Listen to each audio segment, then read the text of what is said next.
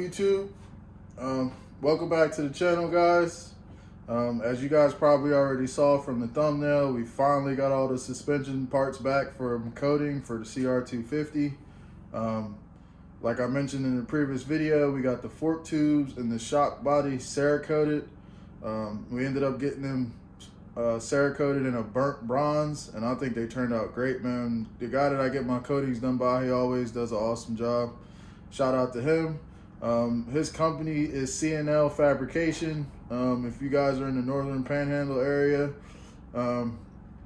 check his Facebook page out, hit him up, man. He'll get you taken care of. But without further ado, man, I'm gonna flip you guys around and kind of let you see, you know, what's going on and how everything looks. So here are fork tubes. Get the cup out of the way. Everything turned out sweet, guys. I got my springs. I went to Racetech's website and used their spring rate calculator and calculated the rate for my fork springs and my shock spring. So it's gonna be sprung for my weight. I got Pivot Works rebuild kits for both the front forks and the rear shock. Factory Links shock bearing and some Pro Honda suspension fluid. So I'm gonna throw you guys up on the table here, and I'm gonna get started putting everything back together. I don't know if I'm gonna do a walkthrough or not, because there's a bunch of suspension videos out there already. But the one thing I will say, the most important thing is to have a my laptop's off, but it's to have a manual for your bike, so you know how much fluid stuff takes and everything else. So without further ado, man, I'm gonna throw you guys up here and we're gonna get started. All right, guys, so the first thing we're gonna do here is we're gonna do one of the fork cartridges. Like I said, guys, the most important thing you can have for, you know, building bikes or anything like that is a manual or a service manual for your bike. It basically lets you know how everything works. It has all the breakdowns, any information you need, you can find in the service manual. All right, guys, so I already took this cartridge apart, and what I have here is contact cleaner or electrical connection cleaner. It's the same thing. But this stuff here is safe on rubber and plastic. Brake cleaner, most brake cleaners are not safe on rubber and plastic. So I picked up some of this stuff. And when I took this cartridge apart, there was like a bunch of like metal shavings and stuff coming out of it. So, and pour just enough oil in it till it's about right there.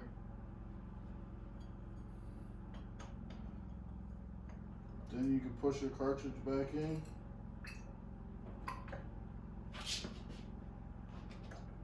And try and thread it on.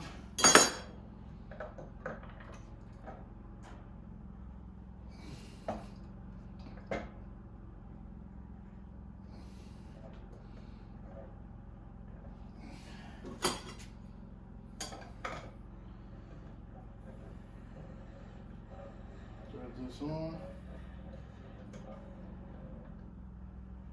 Tighten it up. You're supposed to torque it, but just snugging it should be fine. Alright, so now we're going to take our device. We're going to pour the excess out.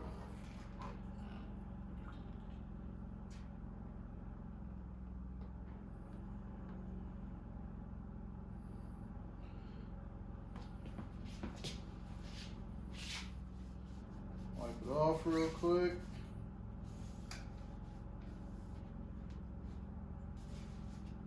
Now we're going to see if our dampening rod extends fully after being fully compressed.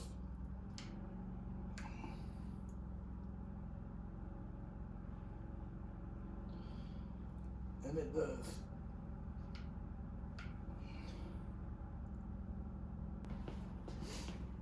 Now we're going to prep one of our fork legs.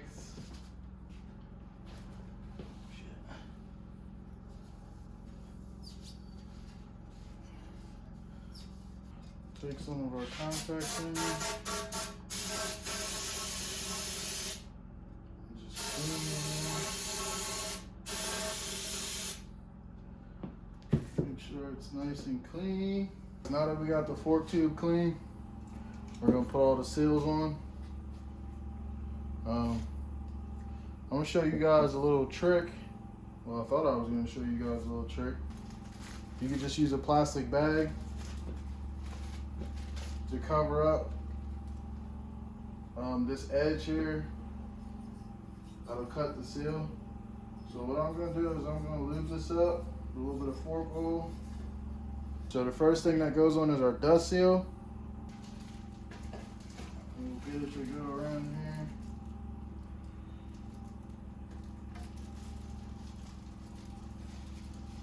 Get it past this lip here. Boom. Next goes our clip.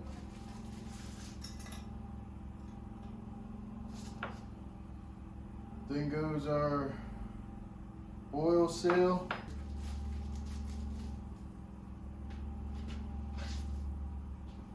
Then our little ring, the spring ring, whatever you want to call it, it goes on with the concave facing up. Now you can take this bag off here. Then our guide bushing goes on. Then the slider bushing goes on. Boom, just like that. Now you're ready to put this whole assembly inside the outer fork tube. We'll take one of our outer fork tubes, put it in the vise.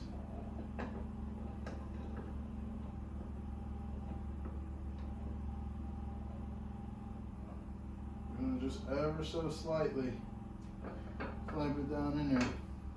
Take some of our contact cleaner.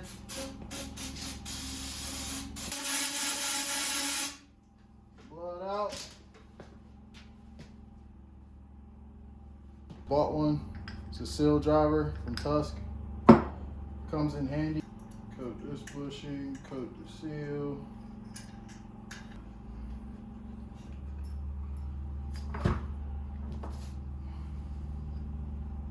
And drive this bushing in here.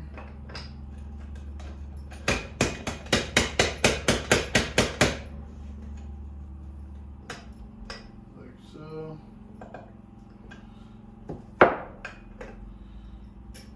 Then we're going to take it and we're going to use it to put the oil seal in.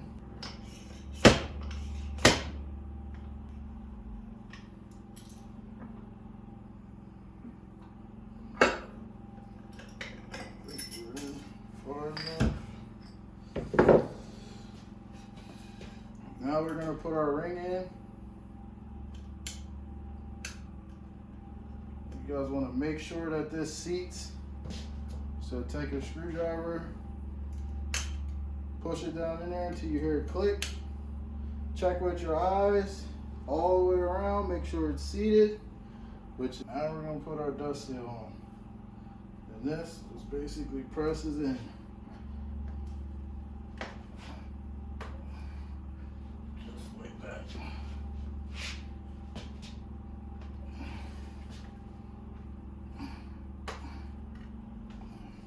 You want to visually inspect this and make sure it's seated, which mine is, so we're good to go. Now we can take our tube out of the vise, flip it right side up, put it back in the vise. All right guys, so now we'll take one of our new springs.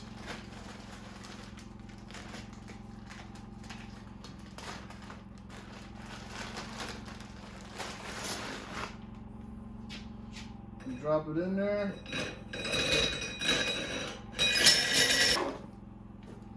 We'll take our cartridge. Make sure your stopper ring's all the way up. Put it in here.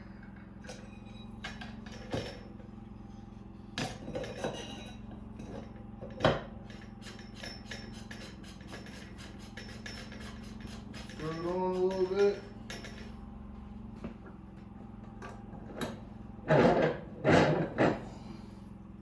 Take our 14,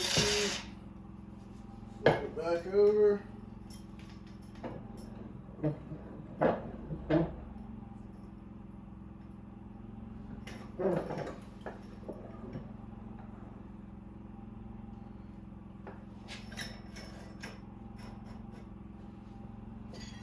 Get our dampener rod holder tool. Stick it in there. Take our dampener rod, clean it real good.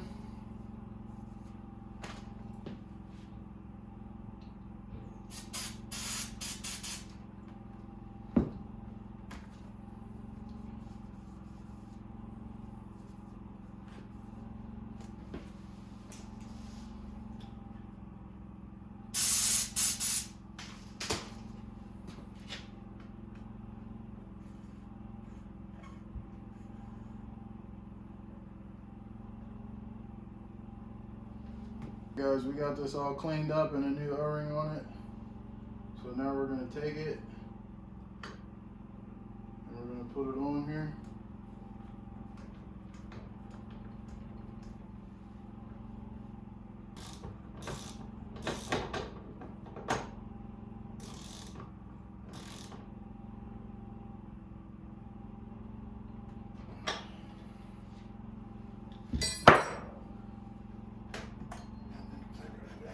Holding tool out of here.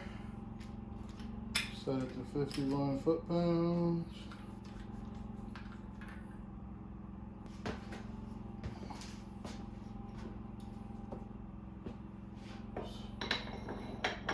Stick it in here. So we'll have something to hold it. And we'll torque it to 51 foot-pounds.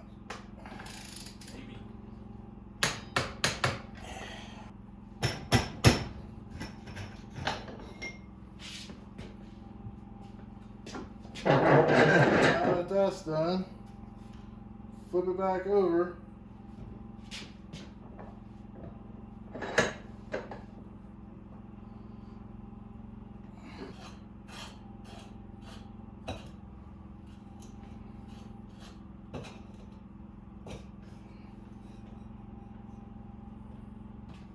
We'll take and go, now we'll get our 14 ounces.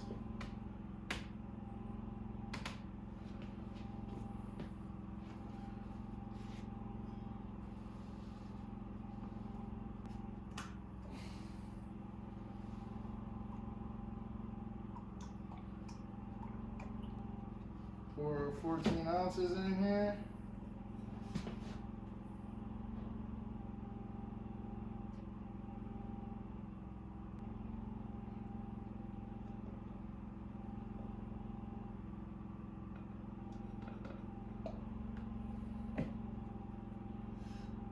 Close her up. And that's it, man. Fork's officially done. Alright guys, so now we're going to tackle our rear shock. So the first thing that's going to go on is our little bump stop holder / spring, part of the spring retainer.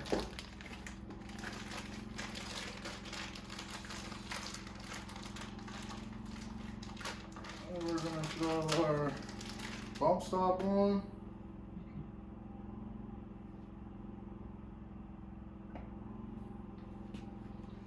Like so. Then we're going to throw our shock cap on. Go like that. But I got a bullet. So we're going to put our bullet on. And our bullet.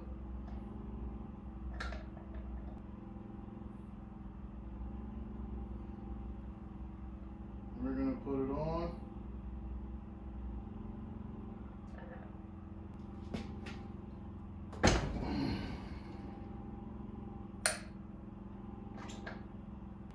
$27 foot-pound. All right, guys, we got everything on, and it's time to put our nut on. I don't have a punch, so I'm just going to use some Loctite and torque it, and I think that'll be plenty enough. Our threads are clean. We need oil.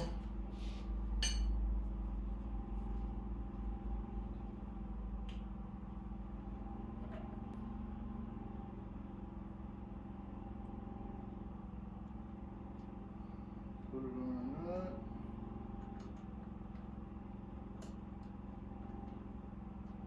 Put our nut on.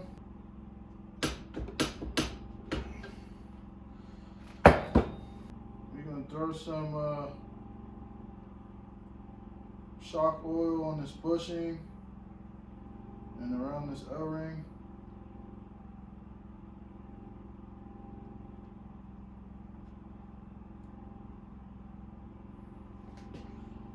We're gonna take it, put it in our shock.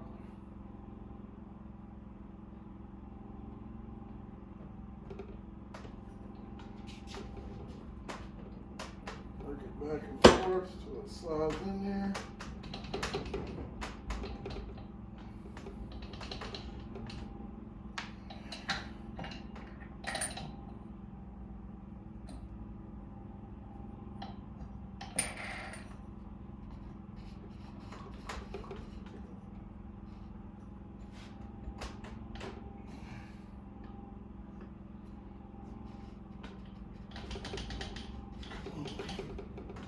Got our other seal in. So now we're going to put the spring on.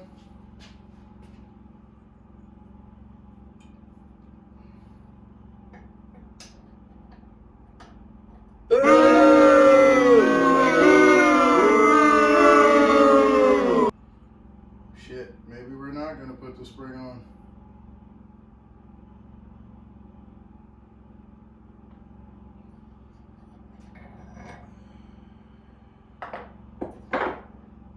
Damn it, guys. Yo, alright, so what up, guys, man? Fast forward a few days later. I'm not even gonna lie to y'all, man. That rear shock kicked my ass. I ended up putting it together and getting it charged, and I left the fucking spring ring, the rings off, you know, to set the preload and shit on the springs. So then I had to let the nitrogen back out the shock.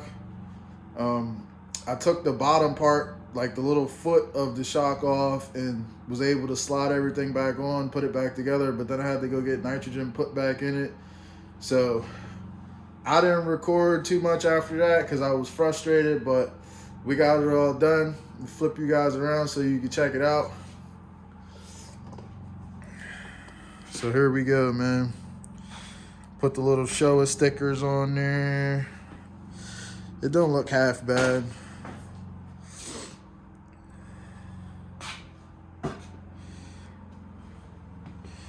There's the shock. You really can't see the shock much with the plastics on it, but I got the shock in there. I'm gonna show you guys. Just got that new Race Tech spring in there. Like I said, I use Race Tech's website, and I calculated the spring rate for both the front forks and the rear shock for my weight and riding style.